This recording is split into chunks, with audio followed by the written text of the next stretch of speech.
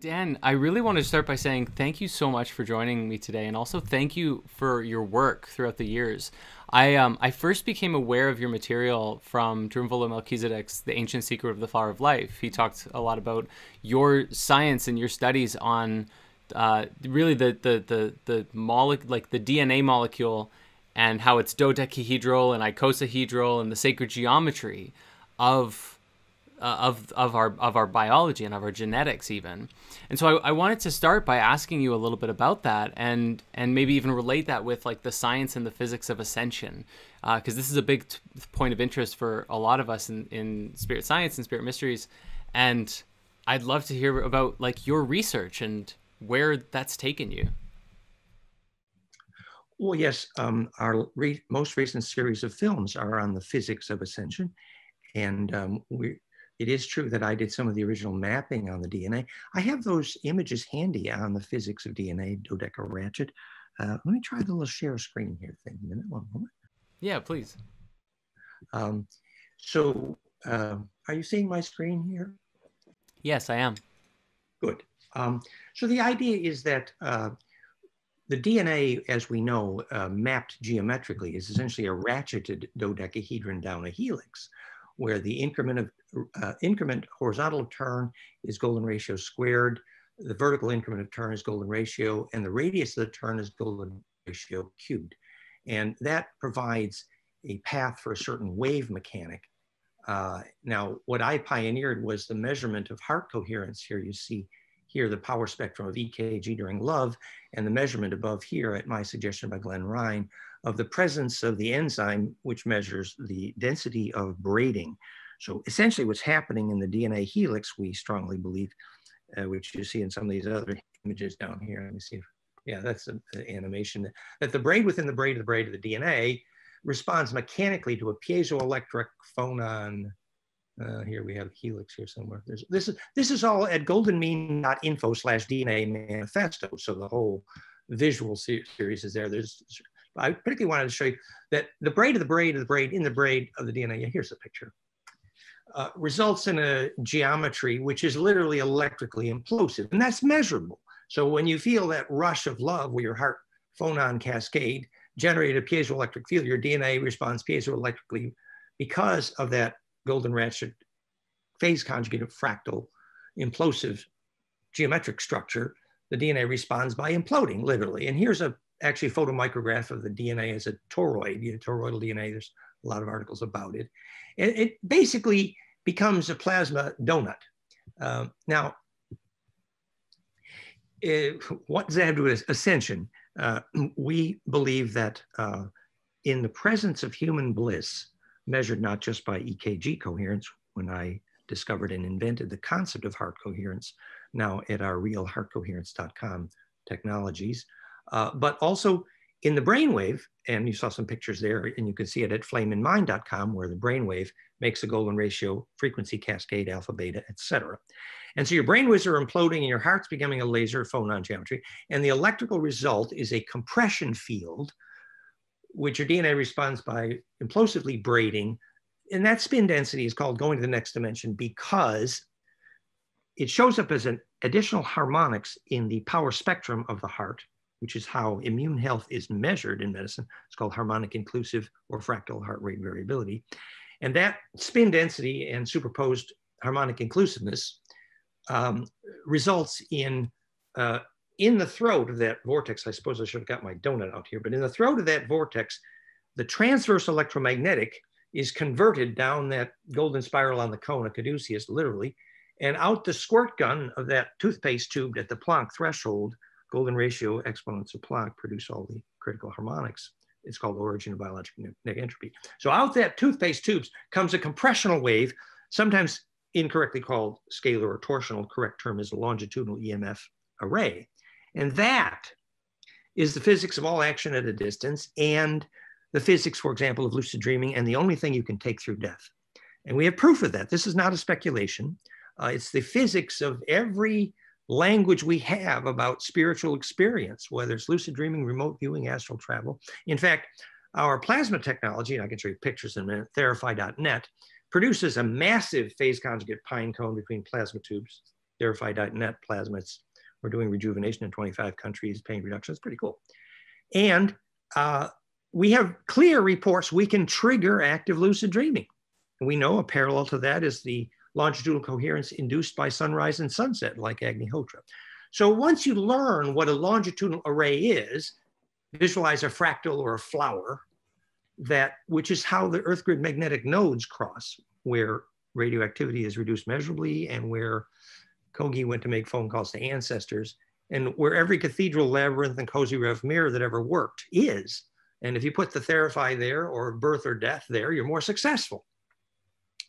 So this is an array called longitudinal electromagnetic. Tesla almost understood, but power at a distance, he almost got it, but didn't understand the longitudinal component, and that longitudinal waves are gravity waves. But anyway, this array of this coherent longitudinal compressional array, like Jodie Foster's dodeca in contact, is actually the physics of the electric field called spirit.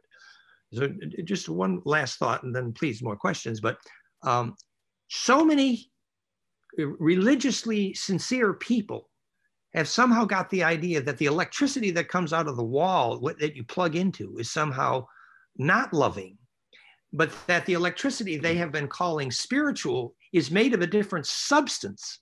And that causes a profound and sickening schizophrenia, which means, spirit is one thing, and the electrosmog in this hospital that's preventing me from dying well doesn't matter.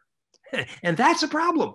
That's schizophrenia, that's separateness, that believing that real spirituality and electric fields are somehow separate. Just as schizophrenic as physicists who believe that gravity and electromagnetism are made of a separate stuff. That schizophrenia is deadly, deadly. And so our task here, and I would carry on after your questions, would be to find a way to convince people that plasma domains, charge fields, can be loving. Well, maybe I sometimes start with talking about why toroidal ball lightning responds so well to telepathy. We know the physics. So. Wow. I'm amazed. I have to say, there's two things that really impress me right off the bat. One is, of course, your knowledge of and research and information about everything. I think there's such a big rabbit hole here. There's so much for us to learn and go into. But the other thing is actually just your presence. I wanted to compliment you on your, just you're speaking about all of this stuff, but you're coming from such a place of just heart-centered, like heart coherence. It's beautiful, and it's affecting me just by being in your presence. I'm like, I'm feeling it. It's elevating me just by being in your state. So I think that will be something that can be felt. It's so gentle and loving for everyone who's watching. On my good days, my magic lady here told me, "Are you going to be gentle today?" And I said, "No." So she'll be delighted. No, I really get upset with people who insist on believing that if you study spirituality using physics, it means you don't believe in love. A lot of people actually believe that if you use physics to describe spirituality, that it can't be loving. And that's a problem. Yeah. Because the opposite is true. You see, where we're going with this is, once you understand this nodal array of longitudinal nodes, the dodeca Earth grid, et cetera, Jodie Foster context dodeca, et cetera, where Kathy measured radioactive critical mass is reduced, we know why. At that nodal array, we've measured it. That's where the Kogi go to make phone calls to ancestors, and the Aboriginals use the song lines. And we know the physics of why. That longitudinal embedding, that fractal array, rose-like, is DNA radio. There is no other. That is the physics of collective unconscious Akashic records, communion of saints, the Kesjan body of Gurdjieff and the Ba from the Ka of Egyptians. That's the physics. Yeah. Well, it's interesting because, I was talking with Dr. Rupert Sheldrake just recently, and he was describing this sort of model put forth about the different, just like paradigms of understanding, like that there's so many people who exist in this sort of cold materialistic science universe where they observe the universe as a fixed, cold, dark mechanism that's just turning and turning. And then there's another paradigm that's still, being introduced and not fully adopted yet, which is where that probably that frustration comes from, right? Of understanding that the universe, it's like going back to the Hermetic principles of like the mind of God. It is all one organic interconnected, interwoven living system. And what sealed it for Hermes was the caduceus, which in physics today is called phase conjugation. And that's that cascade of the golden spiral down that cone, which is implosive. In physics, it's fashionable to call it entanglement, but perfected, that's embedding, and that's precisely what phase conjugation charge implosion is. So that is exactly what Hermes was about. I find it encouraging that so many of the plasma universe physicists today believe in angels, but very few of them actually have taken the physics to heart. When I set up the lab that became Gaia TV and assembled the video section there. And at that time, my boss was Rick Hasson, who produced the movie Stargate. And for the movie Stargate, they used the letters of the Ophanim-Enochian alphabet, which John Dee had discovered by scrying into what we now know as a phase conjugate dielectric scrying stone called the show stone, which is basically implosive capacitor. It's similar to what Nostradamus learned, the coding he had to put on the bottom of his water cup in order to see the future, and why the Olmec use a black obsidian stone to see their ancestors. It's called a phase conjugate dielectric, literally a phase conjugate mirror. Anyway, the letters that from Ophanim-Enochian that the scrying John Dee and Kelly saw in that stone were they call it the alphabet of angels. And we have a whole website and showing a bunch of pictures, goldenmean.info/Ophanim. The point is that alphabet used to make the movie Stargate of the Ophanim-Enochian, it's an indirect derivative of Greek, actually, turns out to be the shadow of the spiral on a vortex tilted in the symmetry of a hypercube. In other words, it's how to focus plasma donuts into an array to make them implode, literally. So what that Stargate was, quite literally, was a foci of plasma domains imploding accurately. Now, that's literally what a Stargate is. So, I hear that you're teaching something about the ET history on some of your films online, which I think is wonderful.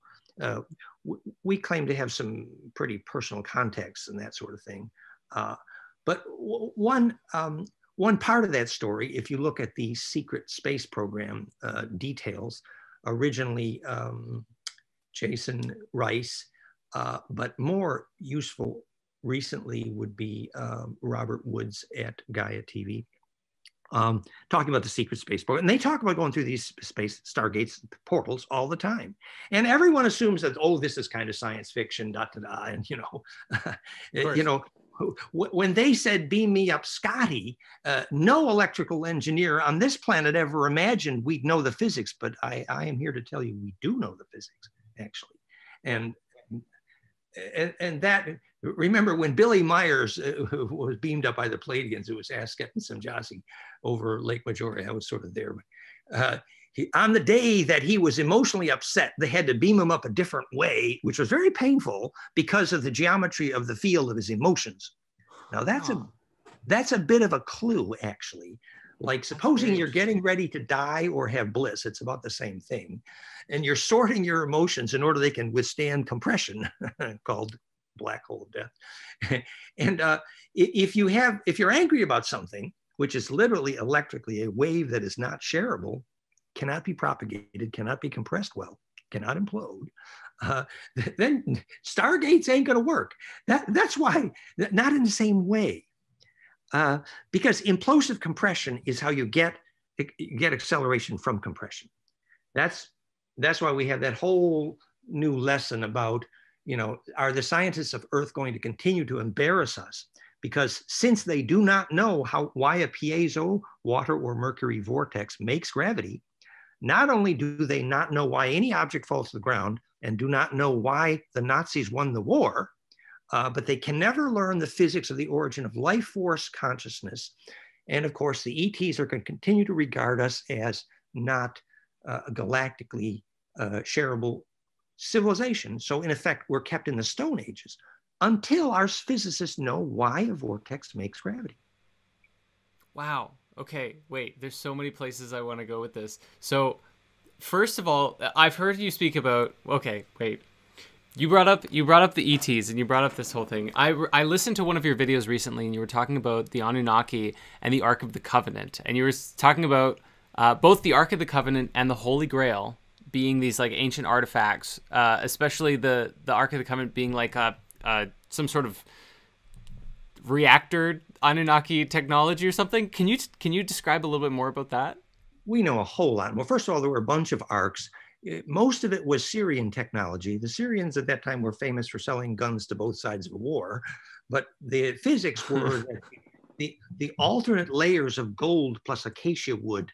The acacia is a very high dielectric for capacitance, and the geometry based on golden ratio is implosive capacitance. It's clearly the physics. And the arc, called the mercy seat, is related to where plasma can have a concentric foci. And of course, being high voltage implosive capacitance, there was electrical hygiene required. The primary function originally was because the Anunnakis, really that branch of the Draco, and the Draco is a huge family, very complicated family. I recommend Anton Parks. But they were too stupid to get through the Van Allen belts without nuking their way through. That's the truth. And so they needed some place to store the nukes, and that's the origin of the ark, actually. And that's why when they called it the plague of Azoth in Egypt, what they meant was radiation poisoning, Azoth meaning nitrogen, bit of a long story. But the other physics is that implosive capacitance reduces radioactivity measurably. And the fact that our physics community hasn't talked about that indicates incredible stupidity, actually. So once you know why implosive capacitance reduces radioactivity, you can start to get a clue about the cause of gravity and why nuclear materials are dramatically affected by magnetic line crosses. So that was one of the original functions, but a correlate function was gold powder production, because the stability of the electron orbital of monoatomics is greatly enhanced by implosive capacitance, et cetera. So yes, you did get the Holy Communion. It was actually monoatomic gold. Interesting. So, okay, then on the other hand, the Holy Grail, and then we're gonna talk about gravity because this is a big thing. But the Holy Grail, I mean, that's like the cup of Christ, right? Like, what was that in your understanding? Well, for that, we're just going to have to drag out a visual, because nothing else. Yes, please. I'm going to goldenmean.info/Grail, and I mapped my original equation for the spiral that makes the radii of hydrogen and DNA, and I rotated it. So you see that's what it is, basically. You take that golden spiral down that cone and you rotate. Now, if you were to continue that rotation, so it is a cup within a cup. I see it. These are only partial visual. I see it. It refers. Basically, it's the result of infinite stellation of Dodecaecosa, what we today call our Star Mother kit. There's a picture there. And there's all kinds of issues. So this is all at goldenmean.info/Grail, okay? So what that means, when they said the Grail is in the blood, actually what they meant was the possibility of charge implosion, which can be gravity making, levitating. A clue here is when the Israelis called the virtually unlimited concentric unpacking of the fractal phase conjugate dielectric electron shells of monoatomic gold. They called it the Plains of Charon, which is their word for heaven. Lawrence Gardner got this part right. They were actually correct. Heaven means hey ave, where the breath of charge takes flight. It means literally a fractal field. And there are certain limitations to where that is and is not possible. And that is the only geometry which allows the propagation of mind. And that is important. So when we say, you know, physicists today are just coming around, the latest physics article is, physicists think the whole universe might be conscious. Yeah. And then they're shocked. And then they say, and physicists are now beginning to think that the mind might be related to an electric field. What a shock. But when actually what is conscious is every wave node that is implosive capacitively, and therefore participates in that radio array, that fractal field. That's why we say go out and make a magnetic map of your bed and your garden and your city and make it all look like a rose, and you got it. You can lucid dream then. Whoa. Okay. I think, okay, we're piecing together a lot of things here. So gravity, now I in another one of your videos I watched recently, you were describing, and you mentioned it a little bit here too, I think, is like the way that Tesla argued against a lot of the other mainstream physics and Einstein, who believed that space was curved. And so Tesla was more on the mindset that space was not curved. And this is also something I've heard you speak about. And then that relates with gravity, of like what causes gravity, because of course the theories of gravity relate with the curvature of space and then the density of matter. So I'm wondering if you can just take us into that, like what is space, what is gravity, and how does it work with this vortex you're talking about? Well, you're asking all the right questions, and they're such light, easy questions too. No, you're like, this is a cakewalk, child's play. But so that physics is best summarized at fractalfield.com/vacuum energy. Okay, and I'm showing you here. Here's my new equation for the new proof of how hydrogen is fractal and the reason hydrogen makes gravity. I proved that if you take Planck times integer exponents of golden ratio, you produce the hydrogen radii. So this is now a new map of what hydrogen looks like, and the reason that hydrogen is fractal and the way it makes gravity. It's a center of the water bond in every electron, every DNA ladder rung center. So the vortex that's induced down that cone, this is this picture that we just shared, the challenge to Earth scientists, that a vortex, in this case a mercury vortex, Vimana Nazi Bell Hanabu, which is a gravity-making device, and the way the Nazis won the war and conquered the South Pole and kicked Admiral Byrd out, and now own also the asteroid outside of Ceres, and they're big trouble. And humans are considered a virus because we were so stupid as to let them get away, because our scientists didn't know why an object fell to the ground. And so the cause of gravity is one view of the cause of gravity is right here. This is now proven to be the geometry of hydrogen right here. And as these waves add and multiply recursively, constructively, the charge phase velocities, in that geometry of compression, the compression of charge becomes acceleration of charge towards center. Because remember, the phase velocities are adding and multiplying constructively, recursively, which only golden ratio allows, perfected fractality, self-similarity, named phase conjugation. And therefore, that acceleration of charge produced towards center is named the gravity. Now, we have extensive equations published, and here's some of our publications on the physics here. Go down here, this is one of our publications, How Fractality Causes Gravity, published with my mathematics partner, Martin Jones. Fractal golden ratio phase conjugation cause of gravity, the equations. And this is the other. Compression is the hydrogen atom in and phase conjugation. Again, cause of gravity. So we've done the homework. We've actually done the physics. But publishing these physics papers is fun, and you can rattle cages. Our real fun, though, is we make technologies. And that's really when the world comes knocking at your door, when you actually apply these things. So anyway, here is my equation. Planck in the top left here. Planck length and time times golden ratio raised to the integer n produces 3 exact radii of hydrogen, the exact dimension of ADP, adenosine diphosphate, the most important molecule in the body, and the only 2 exact precise frequencies that make photosynthesis happen, exactly the British foot, almost exactly the harmonics of the Schumann cascade and the brainwave cascade for bliss, exactly the frequency of the LF component called the Mayer wave, the most important resonance frequency in the blood, 0.09 or 0.1 hertz. It produces the Earth year, Venus year, galactic year, and precessional year. This line is called The Origin of Biologic Negentropy, the title of my book. And that's actually the only path out of chaos, and the reason the universe is not condemned to entropy. Here's the 2 frequencies that make photosynthesis possible. Notice photosynthesis possible is only at these 2 very narrow peaks, which turn out to be exactly golden ratio times Planck. So I have proven that photosynthesis is simply phase conjugate charge implosion, and therefore negentropy. You take those harmonics you get here, the Schumann harmonics, you get the brainwave harmonics that make bliss, and this goes on and on. So let's review now how we answered your question. The cause of gravity is fractality. There's lots of physicists already for years who've been agreeing that fractality causes gravity because they know that infinite non-destructive compression is the origin of gravity in the unified field. Einstein said that. What he did not know is what a fractal field was. And physics did not know what a fractal field is until I wrote my new equation. So physics already knew that fractality is the cause of gravity. They just didn't know what a fractal field was until me. Okay, so what is a fractal field then? Remember the Grail animation? Yeah. I'm done. I've answered your question.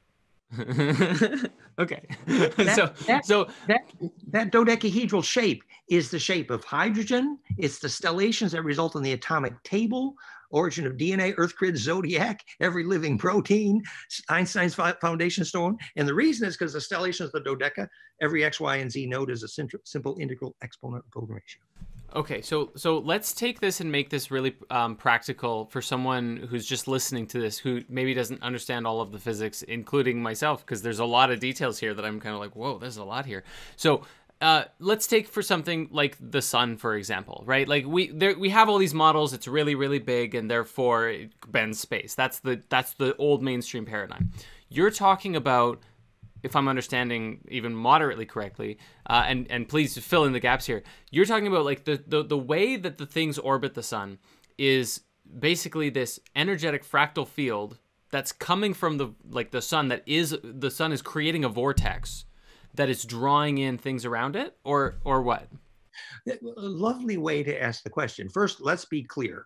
Space-time is not bent. That language is crap, really confusing and not helpful. What needs to be clear is the universe is comprised of a single contiguous compressible media. You could call it ether, but the more correct term is compressible charge. It behaves simply like a superfluid. Everyone who studied this knows this. Even Nassim gets this part right. And that superfluid, when that rotates, when that charge, compressible, rotates, the rotation of that charge stores inertia, which is the only definition of mass. When that rotation of charge has a period, it is the only definition of time. So time is simply relative charge rotation rate, nothing else. Never was. And Einstein jumped into a whole nest of stupidity and confusion. Remember, he said action at a distance was spooky because he didn't understand any of this and never had a clue why objects fall to the ground. I'm not picking on the poor guy, made great contributions, but he screwed up on some important things.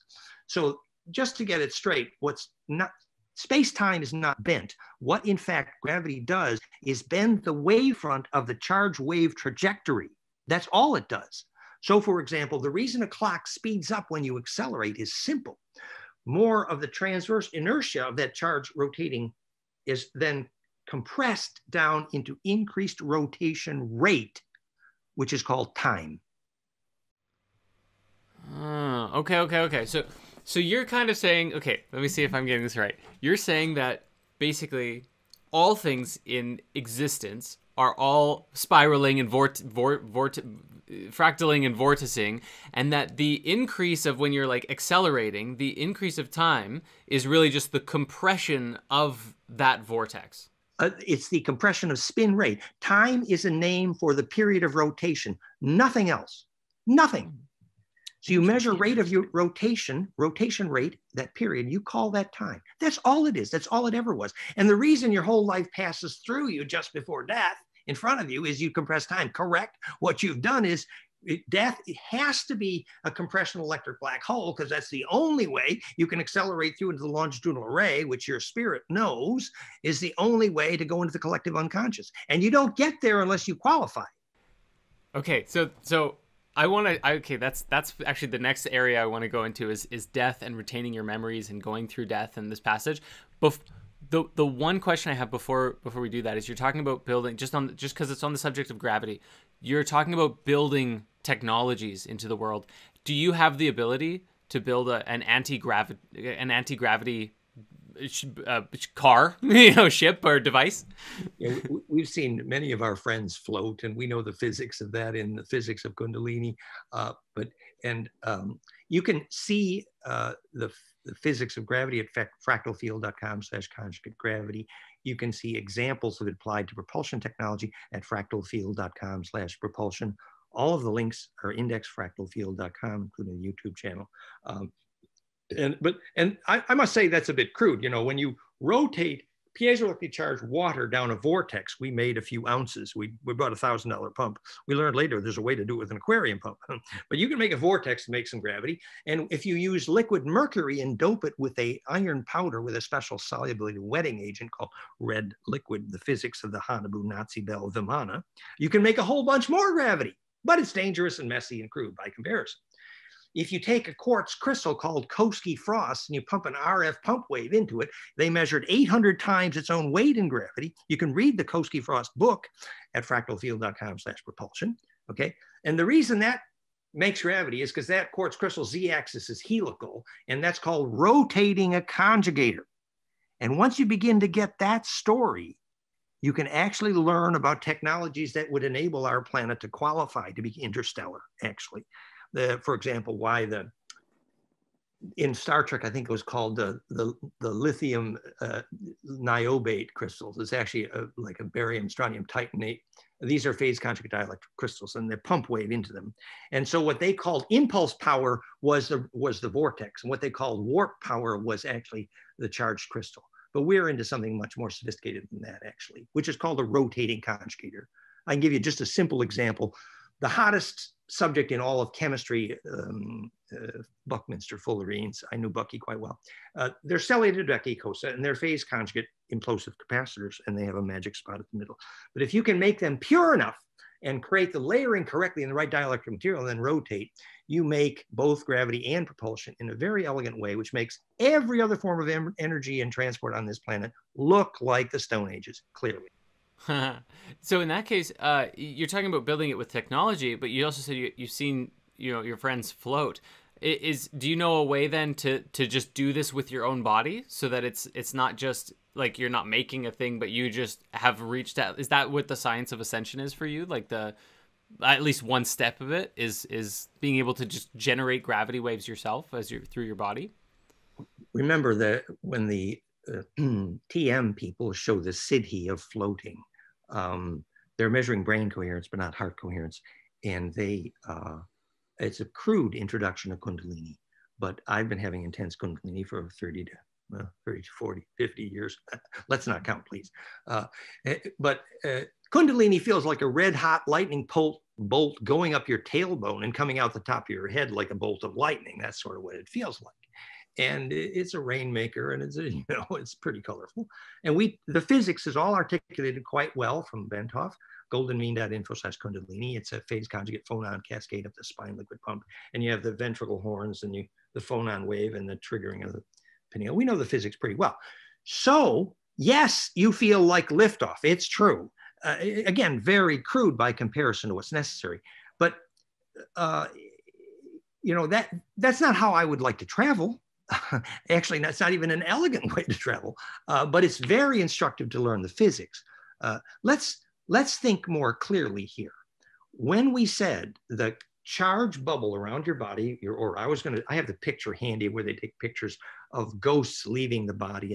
By the way, they get those pictures in the woods, fine, but you try to do it in the city? No, we know why. So you see these pictures of these ghosts leaving the body at the moment of death. Those pictures are very common, but we now know the physics of that. We know where ghosts go after death. We've measured that. By the way, there's a cold spot. We know why. And we know where they go and why. They're looking for charge implosion because it's the only way they can accelerate to propagate into the longitudinal array, the collective unconscious. Otherwise, they're stuck ghosts, right? And so look at this physics more practically. The plasma domain you call your spirit body when you're lucid dreaming and when you're dead, is actually a plasma donut, quite literally. And your ability to navigate that body is the real bottom line of your present question, because that's the only actual skill that matters. And if you're a plasma donut, how do you steer? That's a good question. Well, if you take the spiral down that vortex cone, being implosive, it's a gravity maker. So if you know how to tilt the angle of that spiral correctly, you could get the vectors you need for navigation. Now, if you take the shadow of that self-organizing golden spiral on that torus, we have all the animation, we'll take them out later, but and you look at that same spiral by the shadows cast by a tetrahedron. The shadows are Hebrew and Sanskrit. So by visualizing those letters accurately, you fill the plasma domain of your optical cortex, and that becomes your propulsion vector index. Okay, so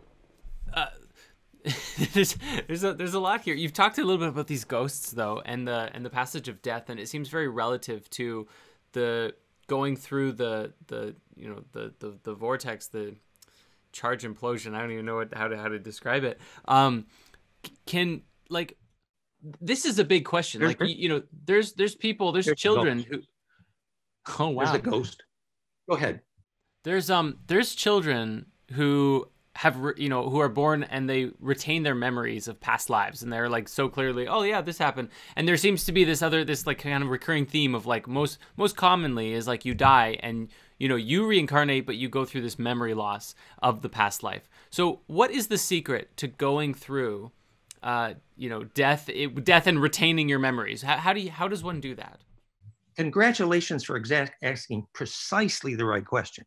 And I would like to suggest an electrical engineer's answer, actually.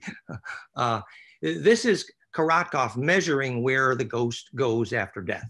Looking for the place of what's called place of power, place of charge implosion in the room, because from that place, they can gain the implosive inertia needed for charge distribution if death's black hole was not implosive enough. And this is the measurement of the time it takes for your aura to leave the body after death, 10 and 36 hours. They use cadavers. It's very accurate, and we know why and when. This is a sequence of visions you see at death called the Heinrich-Klüver form constants, lattice cobweb tunnel spiral, literally the map to successful death. This is why this is what you see at the time of death, because it's the sequence of the braiding algorithms required for your DNA to implode and get you through the speed of light into a longitudinal array. Examples of this would be why surgeons with Ray Moody have so well proven that death visions are electrically contagious, especially successful death. So what needs to happen is you arrange an electrical black hole. So the altar at Machu Picchu would be an example of a good place to die. And most hospitals where the electrosmog is horrible would be an example of hell. But there's a certain geometry required to get through that array. There's another little picture I wanted to use here. Where'd it go? What's happening when you line up to go down that spiral array, there's a propagation threshold. Oh, here, I missed the animation of DNA braiding, didn't I? Yeah, that was the DNA braid animation I was supposed to show you. But wait, there's this. Oh, yes. And you asked about the heart of the sun, just going through the images quick. But when clairvoyants look at the heart of the sun, which is cool and inviting, and it's an organ of perception, it's literally an eyeball, plasma-wise. And this is what they see. They call Anu, 7 spins outside, 5 spins inside, which actually the 7 spins is tetracubic axis of symmetry, and the 5 spins is dodecacosa. And that, when you nest one within the other, you get charge implosion. So that slip knot is what the clairvoyants saw at the heart of the sun, the heart of the human. This is the heart of the human, 7 spins outside, and the heart of hydrogen. The same thing, that perfect implosive slip knot. And that's how plasma balls become self-aware, quite literally. And it's that perfect nesting. And you get this array. But there was another picture I wanted to use here. Ooh. Oh, here it is. Sorry about that. So basically, the electrical components of your body enter here as a transverse wave going up and down. And after implosion, they go through the speed of light and propagate longitudinally like a compression wave, like at right. And in that array, if you can stabilize the foci within that array, literally your attention, then you take memory through death. A perfect example would be studying the physics, I do mean physics, of lucid dreaming and astral projection. If you can lucid dream, you will take memory through death. If you can't lucid dream, probably you won't. And we know now that since the implosion field of our theraphi so dramatically triggers lucid dreaming because it makes longitudinal wave embedding, we know that it works.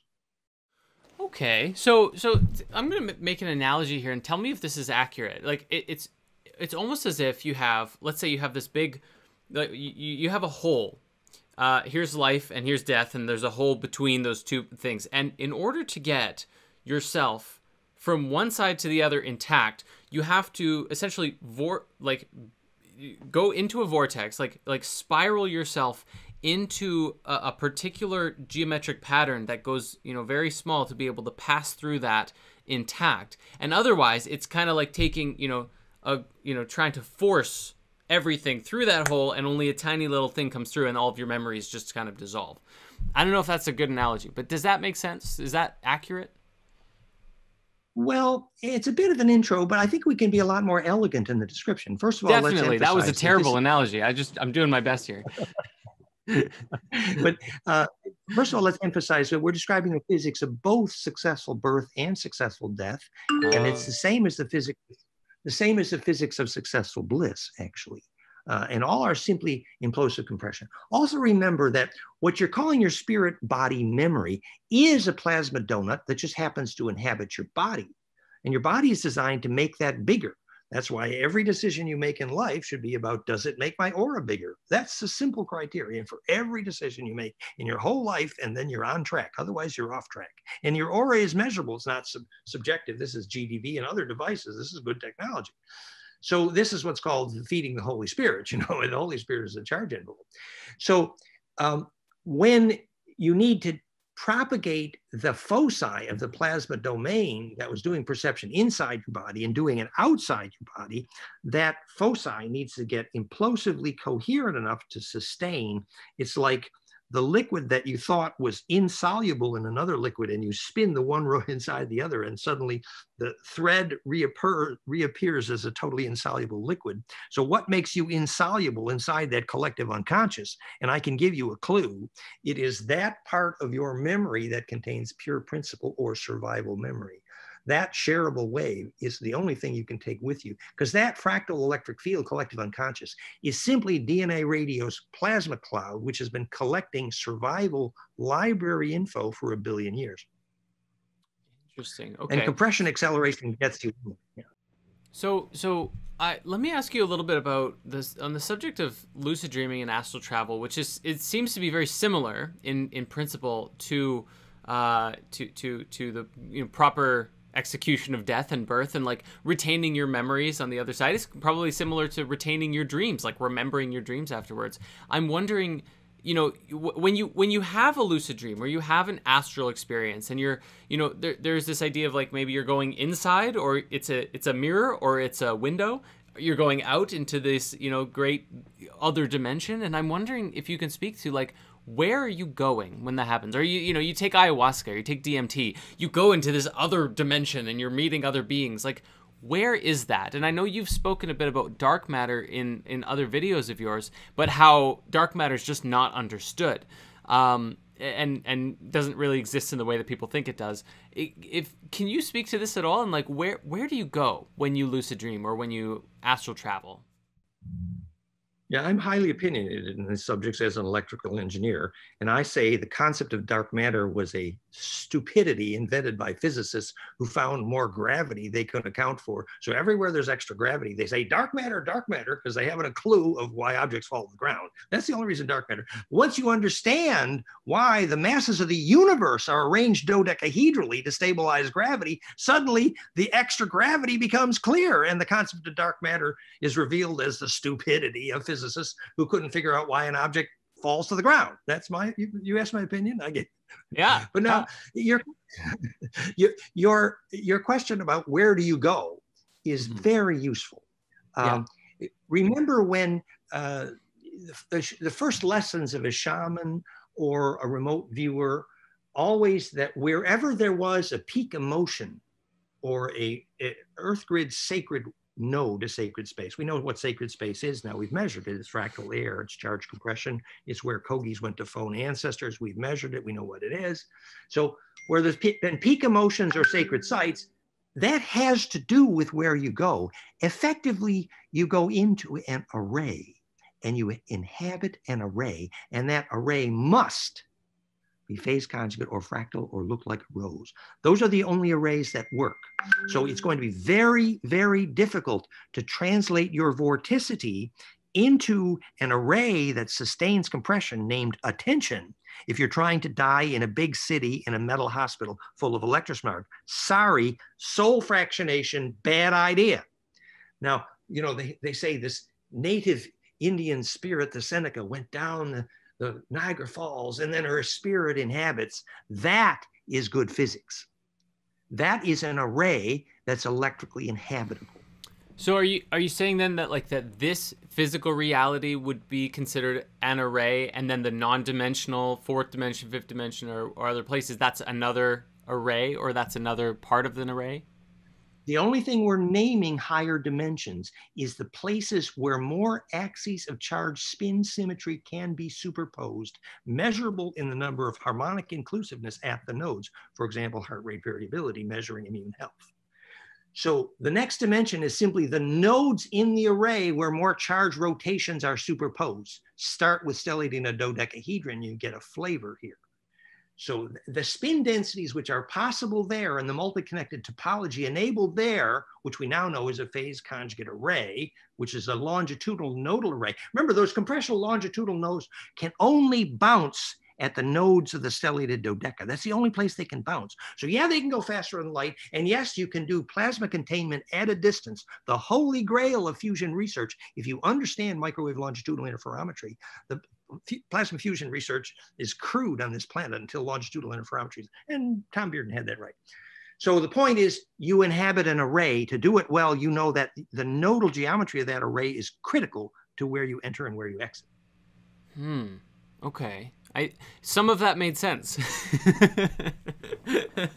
I want to ask too, like, you probably get this all the time, and I was watching one of your interviews recently with someone else, and they were like, I think I understood about 1% of that, and I need to study it more. And this seems like it's probably a fairly common thing, because it almost seems like you're very ahead of your time in terms of what people generally understand and what people are capable of comprehending and speaking to very advanced levels of physics and sacred geometry and understanding. And so my question for you then is, in the spirit of being able to share this information with as many people as possible, how would you describe this work in a way that is,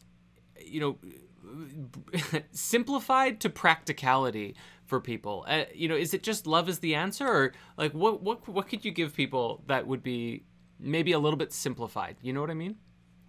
Well, we've been teaching the physics of consciousness for over 30 years, and I might be the most experienced teacher. I'm certainly the most YouTubed teacher on the planet.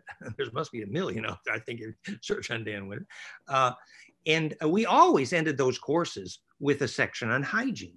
And that section might be a little bit boring by comparison, but that's the actual homework, actually. The hygiene is simply learning that every time you attract charge, the quality of grace, as it were, when your hair stands up, your aura grows a little bit and you gain the necessary inertia. And every time you lose charge, like somebody touched Jesus's cloak and he said, somebody's drawing charge from my aura, very sensitive to it. So the ability to build an aura, that's the only hygiene instruction I have.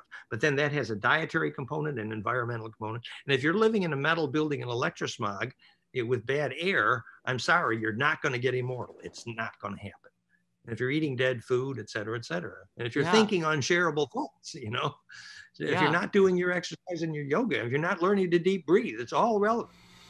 Okay, well, I mean, in the spirit of that, like, that's really beautiful. I know we only have about 9 minutes left here in our, in our hour. So can we focus a little bit more on that too? Because I want to take all of this and be able to make it very useful for people, so that there's like a takeaway, like, because there's so much we've looked at, and I feel like the best thing for people who are really, really gung-ho on going down the rabbit hole with you here is really to like go and check you out on YouTube, watch all of your content, and start studying. And I think I want to do the same thing, and I want to talk to you after as well about maybe doing a collaboration, like a spirit science cartoon about this material, because it's so fun, and we could do a little cartoon of you. But like, in the spirit of that practicality, I think that'll be even useful for me. One of the things you mentioned was this like, being in a city surrounded by metal. What is it about metal that cancels the spiritual energy? It's the physics of biologic architecture. Ours is the most sophisticated biologic architecture curriculum on the planet. We're the first ones to teach architects to learn whether they deserve a paycheck if their building has a correct electric field to cause a seed to grow. And we show 3 forms of measurement, goldenmean.info/architecture, and implosive capacitance in buildings is destroyed the more steel and aluminum is in that building. And the physics is simple. The dielectric constant is wrong. the capacitive charge of your aura cannot propagate through it. Literally, your aura cannot breathe. So that if the walls are made of biological material, high dielectric constant, because the molecules in biological material learn to get fractal or get dead, and so they achieve charge distribution efficiency, the definition of life, high dielectric constant. So wood and natural fabric, et cetera, and natural stone, creates a capacitive field that your aura can unpack into, and you can literally inhabit the space. So the steel aluminum, if you just put something aluminum in your hand, you feel your aura die immediately just when you touch it. It's because the capacitance is a total sink for your aura, which is why the coins in your pocket heat so quickly. Interesting. So this, do you think this sounds like it relates with, you know, in the Emerald Tablets of Thoth the Atlantean, he describes that how, you know, the realm of the curves was where he was able to ascend and, you know, travel through time and space, but the realm of angles were sharp with demons, and it sounds like the realm of angles is kind of like speaking to like inside of a city where everything's so structured and ordered. And there's no curves. There's no organic life. Is that relative? Well, you know, geomancy in the Chinese sense has always taught that sharp corners were evil geomantically, and they were indirectly right, because the sharp corner will bleed capacitance. So the issue is to conserve capacitance and not bleed the charge. That's the reason that sharp corners are evil in geomancy, actually. Right. Perfect curvature is non-destructive self-reentry, obviously golden mean spiral implosion. And that non-destructive self-reentry is the only definition of the origin of self-awareness. Interesting. Okay. So you say for people listening, then, like, the best place to live would be outside of a city, at the very least on the edge of the city, but ideally in nature, somewhere like out of a city. Well, there's a few, like in Prague, we were able to lucid dream dramatically better, but classically the Prague magnetic map, and we have pictures of goldenmean.info / Bohemia in Prague. The magnetic map of Prague originally is a rose, literally, and the lucid dreaming was much better there. And that's where that's where John Dee set out on the 7 hills of Prague and made the storm that took out the Spanish Armada that he announced to Queen Elizabeth a year before he made that storm. They called the Tempest. So it really has to do with the geometry of the city itself. The magnetic map. That's why the real biological architects, they make a magnetic map of the land, and then they look about embedding, and they put no metal even in the foundation, and they create this beautiful capacitor. For example, bricks that are baked at a lower temperature have a better dielectric, and you can have more blissful, et cetera, et cetera. Yeah, yeah. And so like coupling, you know, environment with health, I mean, you know, like deep breathing, meditation, exercise, generally eating, would you recommend, like, as a vegan, vegetarian? I noticed that a lot of the traditional ancient, you know, Greek and Egyptian mystery schools were, at least a lot of the writings speak to vegetarian as opposed to vegan. Do you have any thoughts on that? The pain the animal experience at the moment of death is a debt you have to pay when you eat it, for sure. Now, the shaman knew how to make a contract with the fish they caught with lucid dreaming the night before, and they could consume a fish and do honor to its memory, but it's not easy. Interesting. That's fascinating. So the physics here is quite clear that mostly vegan is necessary. You need spin density and life force. And a key principle here is that I tell the story, but the DNA in the corn of the Hopi would call the wind every time I was there. But the DNA in the corn you can get today is death. I mean, it's poison. You get so much mucus. And most of the grains on this planet right now, the DNA is screaming in pain, and that's why it generates so much mucus. So you need to talk to what you're going to eat and ask, when was the last time you experienced genetic diversity? And that's when the DNA sings. That DNA of the Hopi was a pet puppy, and it responded to singing, and Is when you say that what was the word? Anetic diversity? When was the last time you? Oh, genetic. Could you also, in a more like maybe that flowing feminine sense, could you simply say, when was the last time you experienced love? Would that have the same? Was that the same effect? Well, yeah, but there's regenerative agriculture now, which is focused on genetic diversity. And genetic diversity is what gets DNA singing, and the DNA can literally be blissful, and it can be the opposite. I thought there was one more area we should talk about, which is the kinesthetic, sort of the yoga and the sacred gymnastic of bliss. Yeah. My bliss experience started, as I told this story before, but I was in the Gurdjieff school, age 21, quit IBM systems analyst. And I started having bliss experiences doing Gurdjieff sacred gymnastic. And then I started having intense, erotic Kundalini and double Scorpio and blowing out your head and tailbone. I mean, it's pretty intense stuff. And, a lot of people are diagnosed insane from Kundalini appropriately.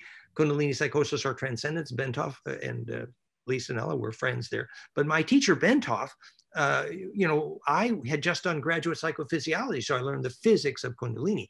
And the most important point about that is simply, once you get to the charge peak of your day, and then you find the power point in your place, and you learn to get stiller and stiller and realize your attention is centripetal, you start to build a kind of implosion that lights that fire inside, and then you feel that lightning, and then ultimately you inhabit a lightning bolt. And after 30 years of that is why I can talk fast. That's funny. Also very wise, like, it's a funny twist at the end.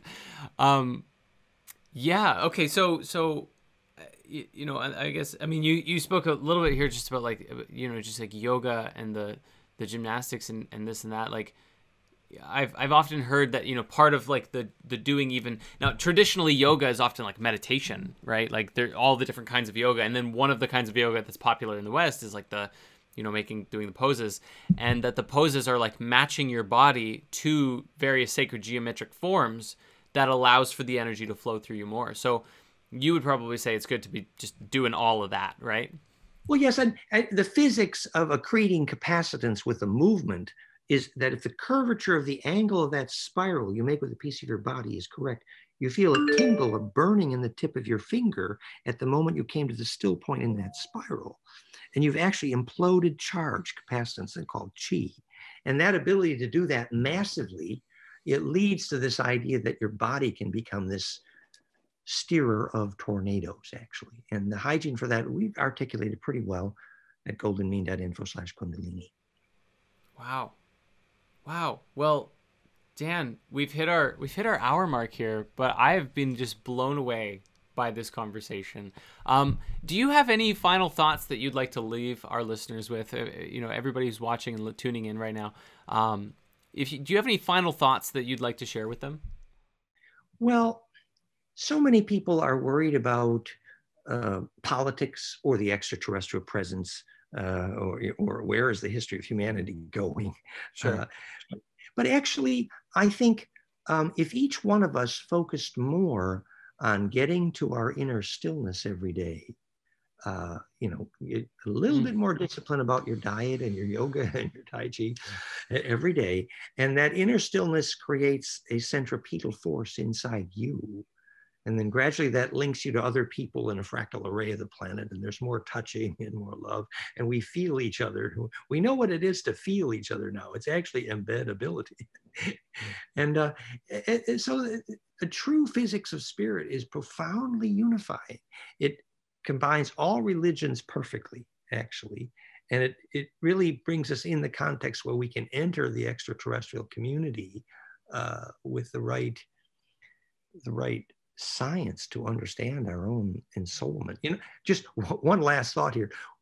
We know that when the Draco caused the Drays to abduct a lot of the people after the Roswell incident, that 90% of the people they abducted had some indigenous blood, which meant they were lucid dreamers. Means the kind of DNA the ETs needed, who were trying to be parasites on humanity, has been going on for 1,000 years, was the lucid dreamers. And why were the indigenous people the lucid dreamers? They lived on the same land for 100 or 1,000 generations, and their DNA became fractal to the soil. So that's Earthing, the book, magnified to the point of implosive grounding. And then they were lucid dreamers. And you see that Aboriginal sitting there, and he's manipulating a storm at a distance with his mind, because he's seeing that longitudinal array, the dream track songline. And that kind of coherence, enough of those kids doing that work, and every military on this planet is completely obsolete. Wow. I feel like just listening to you has compelled me to bring more presence to my own breath, and my own energetic field and my own love just by listening. So I want to say thank you for your presence and thank you for your time here. It really means the world to me.